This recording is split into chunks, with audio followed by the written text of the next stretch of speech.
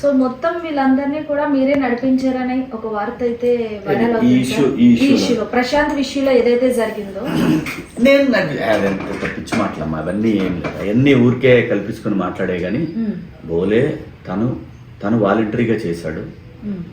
నేను first day నుంచి ఏది వాడి ఇంటికి వెళ్ళిన తర్వాత ఇట్లా కేసు అయిన దగ్గర నుంచి వాడితోనూ వాళ్ళ బావతోనూ కంటిన్యూస్గా ఏమైంది తెలుసుకున్నాను. మీకు ఎప్పుడు తెలిసింది సార్ ప్రశాంత్ విషయం? ప్రశాంత్ అది కేసు అవగానే తెలిసిందమ్మా. సో నేను ప్రశాంత్కి ఫోన్ చేసి చెప్పింది ఏంటంటే 41A ఇస్తే తీసుకొని వెళ్ళి స్టేషన్కి వెళ్ళి, ఎందుకంటే కేసు అయిన తర్వాత మనం ఏం చేయలేం, స్టేషన్కి వెళ్ళి వాళ్ళకి నీ వివరణ ఇవ్వాలరా, అది జరుగుతుంది. 41A ఇవ్వకపోతే మాత్రం వెళ్ళొద్దనే మాట కూడా చెప్పాను.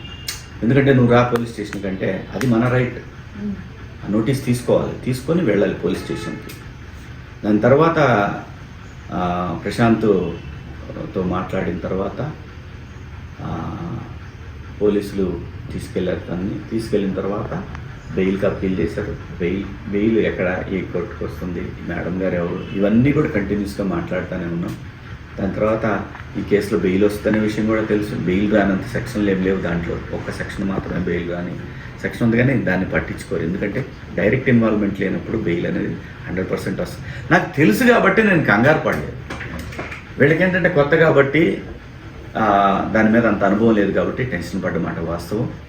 బోలే ఈ విషయంలో చేసినటువంటి సపోర్ట్ని అందరూ అప్రిషియేట్ చేస్తారు, నాతో సహా.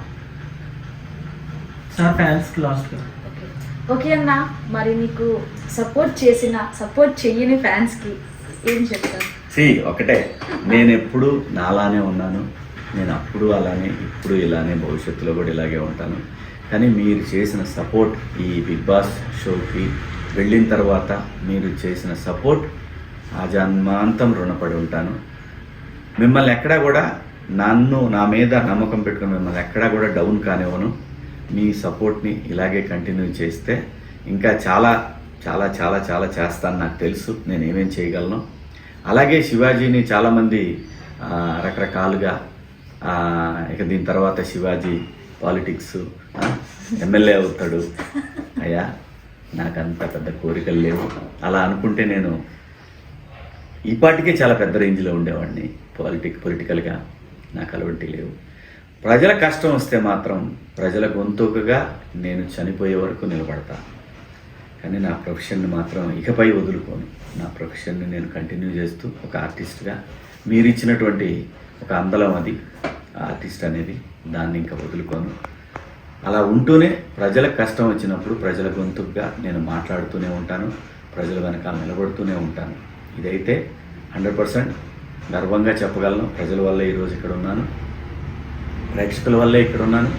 అభిమానులు అనేవాళ్ళు గర్వంగా తలెత్తుకునేలా ఎప్పటికీ ఇలాగే ఉంటాను. మీ అందరి సపోర్ట్ని ఇంకా పెంచుకుంటూనే పోతాను, కానీ తగ్గించుకోను. మీ అందరికి కూడా పేరు పేరున నమస్కారాలు, పాదాభివందనాలు. పెద్దవాళ్ళకి అందరికి కూడా థ్యాంక్ యూ సో మచ్.